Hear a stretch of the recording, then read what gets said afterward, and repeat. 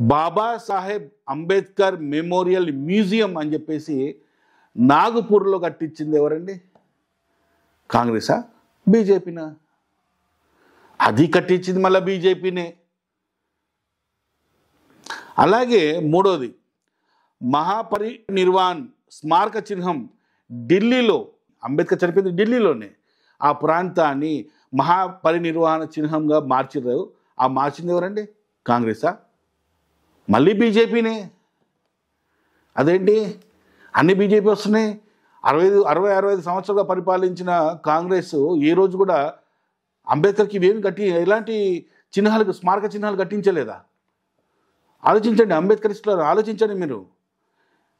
నాలుగోది, బాంబేలో, అంటే ఎప్పుడైతే అంబేద్కర్ ఢిల్లీలో చనిపోయిన తర్వాత ఒక విమానంలో, ప్రత్యేక విమానంలో బాంబేకి అంబేద్కర్ గారి బాడీని తీసుకురావడం జరిగింది.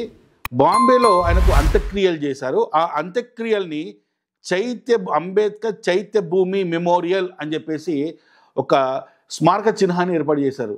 ఈ స్మారక చిహ్నాన్ని ఏర్పాటు చేసింది ఎవరు? కాంగ్రెసా, బీజేపీనా? మళ్ళీ బీజేపీనే. బీజేపీ అంబేద్కర్ని అవమానిస్తుంటే మరి కట్టించిందంతా బీజేపీదే ఉంది, కానీ మరి కాంగ్రెస్ ఎందుకు లేదు ఎక్కడ కూడా? కానీ అంబేద్కరిస్టులు మాత్రం పొద్దున్న లేవగానే జెండాలు పట్టుకొని కాంగ్రెస్ని భుజాల మీద మోస్తున్నారు. మరి ఇప్పుడు అంబేద్కర్ని గౌరవించి ఈ స్మారక చిహ్నాలు కట్టించింది ఎవరు? బీజేపీనా, కాంగ్రెసా? ఆలోచించండి.